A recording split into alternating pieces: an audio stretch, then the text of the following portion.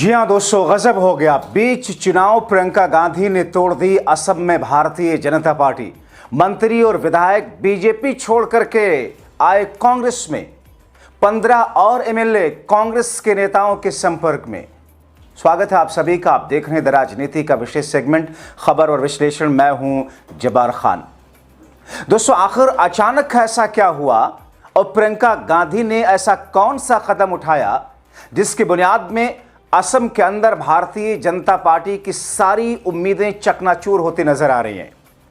आखिरकार वो असम जिसे हिमंता बिस्वा शर्मा और मोदी शाह इस बार भी अपना मान करके चल रहे थे, मगर प्रियंका गांधी को असम की जिम्मेदारी मिलने के बाद जमीन पर किस तौर पर ऐसी रणनीति अपनाई गई कि भारतीय जनता पार्टी के विधायक यहां तक कि सिटिंग मंत्री भी बीजेपी में असुरक्षित महसूस करने लगे और इस बार कांग्रेस में आ गए। तो क्या इस बार वाकई कांग्रेस पार्टी की सरकार बनने जा रही है?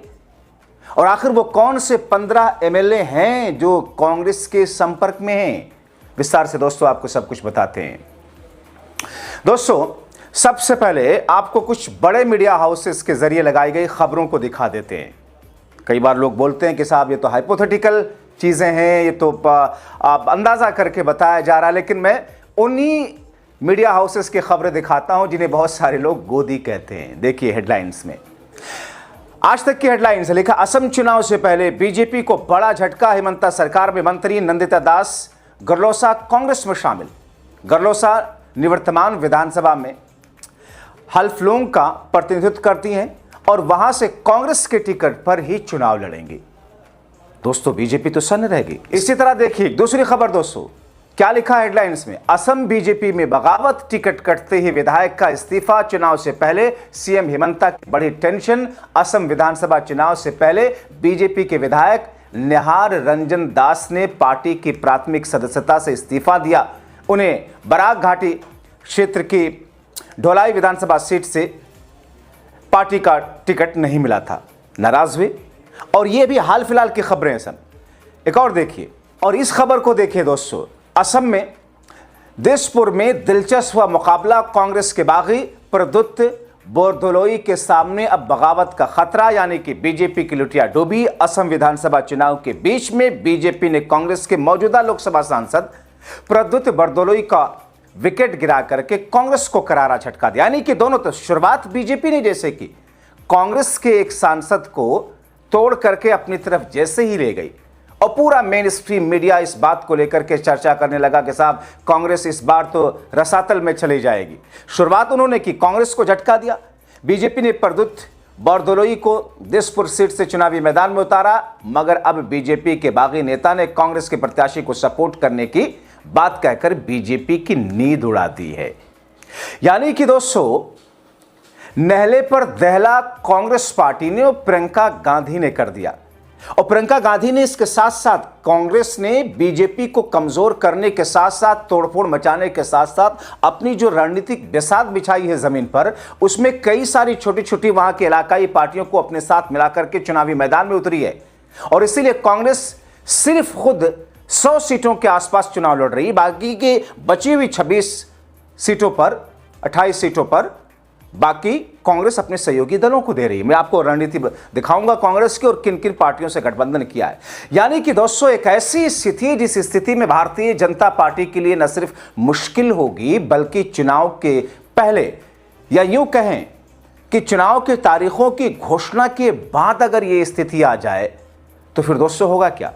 दरअसल हुआ क्या दोस्तों, आप देख रहे हैं असम, जो कि भारतीय जनता पार्टी के हिमंता बिस्वा शर्मा जो एक वक्त में कांग्रेस पार्टी के नेता हुआ करते थे, कैसे राहुल गांधी की बुराई कर करके कांग्रेस छोड़ करके बीजेपी में गए। और बीजेपी को तो वही चाहिए कि कांग्रेस का कोई नेता राहुल गांधी के खिलाफ बोल करके हमारी पार्टी में आए तो हम तो उसे सर आंखों पर बिठा लेते हैं। बीजेपी ने वही किया था, हिमंता बिस्वा शर्मा के साथ में मुख्यमंत्री बना दिया था। उसके बाद लगातार हिंदू मुस्लिम हिंदू मुस्लिम हिंदू मुस्लिम हिंदू मुस्लिम, लगातार घुसपैठिया। लेकिन दोस्तों, भारतीय जनता पार्टी ने पूरे देश में एसआईआर तो कराने की प्रक्रिया शुरू की, असम को छोड़ दिया। क्योंकि असम में जो एनआरसी हो रखा है, उस एनआरसी में 19 लाख के आसपास जिन लोगों का नाम छूटा, उसमें 90% लोग मुस्लिम नहीं हैं, गैर मुस्लिम हैं। इसलिए वहां पर बीजेपी को डर लग गया कि साहब एसआईआर कराएंगे तो सारे के सारे छट जाएंगे, वो सारे के सारे हिंदू वोट है, जिस हिंदू वोट की बुनियाद पर बीजेपी कूदती है। तो ऐसी स्थिति में दोस्तों बीते महीनों में आपने देखा था, हमने आपको बताया था कि कैसे कांग्रेस पार्टी ने प्रियंका गांधी को जिम्मेदारी दी असम के कैंपेनिंग की और स्क्रीनिंग कमेटी की। प्रियंका गांधी के साथ में कुछ दूसरे नेताओं को भी लगाया गया साथ में उनके असिस्टेंट के तौर पर। उसी में एक इमरान मसूद भी हैं, पश्चिमी उत्तर प्रदेश के जो सांसद हैं कांग्रेस पार्टी के। अब दोस्तों अगर असम के अंदर पोलराइजेशन करते करते जीतते हुए बीजेपी आ रही थी तो रिवर्स पोलराइजेशन तो होता ही है। जरूरी थोड़ी है कि रिवर्स पोलराइजेशन सिर्फ भारतीय जनता पार्टी के लिए हो, रिवर्स पोलराइजेशन कांग्रेस पार्टी के लिए हुआ। और ऐसे में भारतीय जनता पार्टी ने कांग्रेस के एक सांसद को तोड़कर अपने खेमे में ले गई और टिकट दे दिया, अपने एक विधायक का टिकट काट करके। अब हुआ क्या कि बीजेपी ने यह दांव तो खेला, प्रियंका गांधी ने जो रणनीति बनाई है, और यह अचानक नहीं हुआ दोस्तों, प्रियंका गांधी की रणनीति का बीते 6 महीनों से कांग्रेस पार्टी वहां पर लगातार मेहनत कर रही थी। भारतीय जनता पार्टी के अंदर घुस करके पहली बार ऐसा लग रहा है कि कांग्रेस के sleeper cell Bharatiya Janata party के अंदर थे, वो भी असम के अंदर। अब ऐसी स्थिति में कांग्रेस के जिन सांसद को बीजेपी ने तोड़ा, टिकट दिया, जो बीजेपी के वहां पर विधायक थे सिटिंग, जिनका टिकट कटा, उन्होंने अब कांग्रेस की तरफ से जो प्रत्याशी उनके साथ वो मिल गए कि हम कांग्रेस पार्टी के प्रत्याशी को सपोर्ट करेंगे। यानी कि उस पार्टी के बीजेपी के उस प्रत्याशी को जो कांग्रेस से आए उनको सपोर्ट ना करके कांग्रेस को सपोर्ट करेंगे, एक। और दूसरा दोस्तों भारतीय जनता पार्टी के सिटिंग मंत्री दोस्तों जो कि हिमंता सरकार में मंत्री नंदिता गरलोसा मंत्री हैं, उन्होंने भारतीय जनता पार्टी छोड़ दी, कांग्रेस पार्टी का दामन थाम लिया और कांग्रेस पार्टी के टिकट से चुनावी मैदान में उतरने जा रही है। लेकिन एक नेता अगर ले गए भारतीय जनता पार्टी के लोग तो 2 बड़े नेता, एक बड़े विधायक, एक बड़े मंत्री कांग्रेस पार्टी अपनी तरफ ले आई। हैरानगी इस बात पर है कि बीजेपी, भाई तोड़फोड़ के लिए तो बीजेपी जानी जाती है, ऑपरेशन लोटस तो बीजेपी का चलता है, मगर इस बार ये तो कांग्रेस कैसे कर रही है।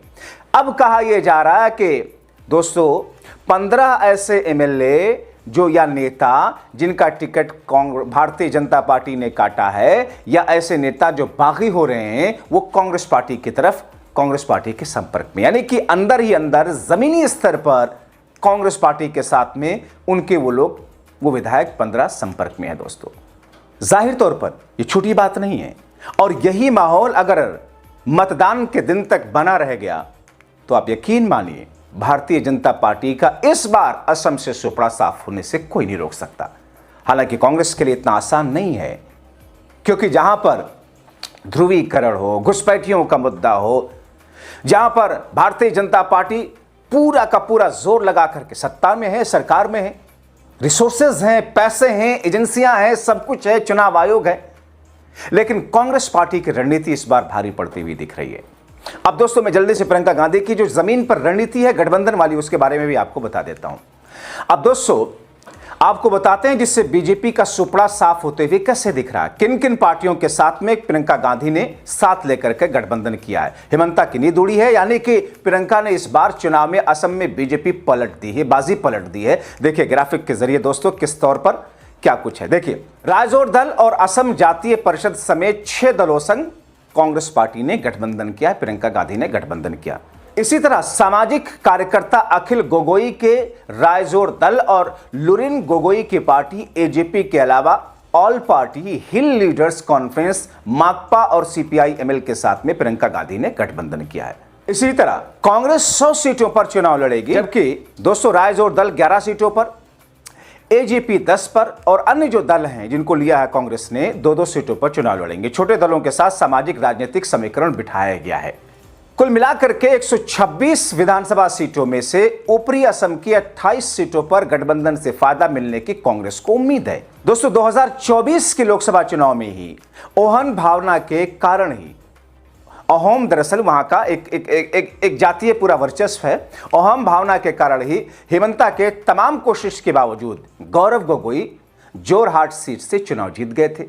अब दोस्तों ये जो स्थिति उत्पन्न हुई है, इस नई स्थिति में भारतीय जनता पार्टी को उम्मीद थी असम से ही सबसे ज्यादा, क्योंकि अभी जिन राज्यों में विधानसभा के चुनाव हो रहे हैं, पश्चिम बंगाल को भारतीय जनता पार्टी की उम्मीदें न सिर्फ चकनाचूर होती हुई दिख रही हैं, बल्कि एक बार फिर से टीएमसी सत्ता में आती हुई अभी समीकरण दिख रहा है। तमिलनाडु में बीजेपी इसी तरीके से कुछ कर पाने की स्थिति में नहीं दिखाई दे रही है। और ऐसे में असम बीजेपी के लिए उम्मीद की किरण थी। अब असम में अगर ये टूट फूट हुई है तो फिर बीजेपी इन चुनाव के बाद उसकी स्थिति होगी क्या? तो दोस्तों, फिलहाल चुनावी माहौल में मतदान से पहले की ये स्थिति है। आगे आने वाले दिनों में क्या कुछ होगा, देखते जाइए। आपकी राय क्या है? अपनी राय कमेंट बॉक्स में जरूर लिखें।